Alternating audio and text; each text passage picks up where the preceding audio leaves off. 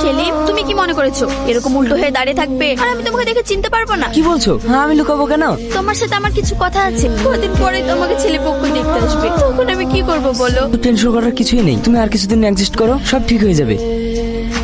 আব্বু, আমি এখন বিয়ে করতে চাইছি না। কেন বিয়ে করবি না? আব্বু প্লিজ, আমাকে কিছুদিন সময় দাও। তুই কেন এই ছেলেকে বিয়ে করবি না? কেন সময় চাচ্ছিস সেটা আমি ভালোভাবেই জানি। আমি বাবা হয়ে চাই না একটা বেকার ছেলে হাতে তুলে দিয়ে নিজের মেয়ের জীবনটা নষ্ট করে দিই। কথাটা মনে রাখিস।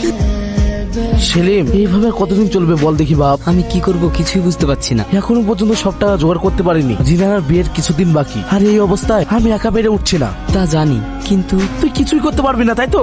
যা ভালো হয় তাই কর। আরে সেলিম, মনে হচ্ছে তুই যেন কোনো একটা টেনশনে আছিস। বলছি তো জানাশোনা কোনো লোক আছে যে আমাকে একটা কাজ দিতে পারবে? আছে, তুই কি ওই কাজ করতে পারবি? এই মুহূর্তে আমি যে কোনো কাজ করতে রাজি আছি, একটা কাজ হলেই হবে। গাড়িটা একটু দেখেন তো, হঠাৎ চলতে চলতে বন্ধ হয়ে গেল। সেলিম, দেখ তো গাড়িটার কি হয়েছে। ভ্যাল ভ্যাল করে কি দেখছো? তাড়াতাড়ি দেখো। হ্যাঁ, এই নাও। এই নাও। এত টাকা তুই কোথায় পেলি? কাজ করে এনেছি, এটা রাখো, পরে পারলে না হয় আরো দেবো। মা, ওখানে এত কিছু দিয়ে বিয়ে না দিলে হয় না? এরকম ছেলে কি আর পাওয়া যাবে? বলছি আর 25,000 টাকা হলে বাইকের টাকাটা হয়ে যাবে। তুই আর একটু ম্যানেজ করে দেখ না বাপ। ঠিক আছে, আমি চেষ্টা করছি। সেদিন যা দেখলাম সেটা কি সত্যি? কেন? একটা হাই এডুকেটেড ছেলে শেষে গ্যারেজে কাজ করছো। হ্যাঁ, করছি। ওই কাজটা ছেড়ে একটু অন্য কিছু করো। কেন? ওতে তোমার জাত যাবে? যা যাবে না যাবে সেটা নয়, আমার বাড়ি থেকে প্রেসার ক্রিয়েট করছে। কি বলবো বলো তো? যেটা সত্যি সেটাই বলবে। বলবো আমি যাকে পছন্দ করি বা বিয়ে করতে চাই সে গ্যারেজে কাজ করে? তাই বলবে, কারণ আমি তো কোনো চাকরি পাইনি যে চাকরির কথা বলবে। অন্য কিছু ব্যবস্থা করলে হয় না? দেখো তুই না, এই কাজটা আমি অনেক কষ্ট করে পেয়েছি।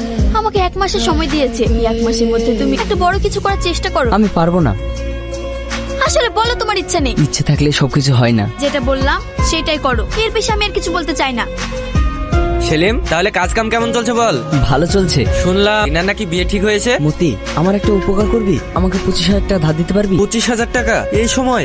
আচ্ছা ঠিক আছে, দেবো। তুই ইনার কি খবর? ওর বাড়িতে নাকি এর প্রেশার দিচ্ছে। তাহলে তুই কি ভাবছিস? কি আর ভাববো, মধ্যবিত্ত যেটা ভাবে। ছেড়ে দেবো ভাবছিস? তুই কি করবো? আমাকে 1 মাস সময় দিয়েছে, নিজের পায়ে দাঁড়িয়ে ওকে বিয়ে করতে হবে। মধ্যবিত্ত ঘরের ছেলেদের সেটাই সমস্যা। প্রেমিকরা নিজের পায়ে দাঁড়াতে দাঁড়াতে প্রেমিকার ছেলে মেয়েরা নিজের পায়ে দাঁড়িয়ে যায়। এক মা, ছেলে পছন্দ কি? পছন্দ হবে না মানে? বাবা মায়ের একমাত্র ছেলে, কোনো কিছুর অভাব নেই। আপনার মেয়ে অনেক সুখে থাকবে। কিরে মা, কাঁদছিস কেন? মা, এই বিয়েটা না করলে হয় না। আমি সেলিমকে খুব ভালোবাসি। থাক, হয়েছে, এই নিয়ে আর কোনো কথা নয়। আর তাছাড়াও ছেলেটা অনেক ভালো।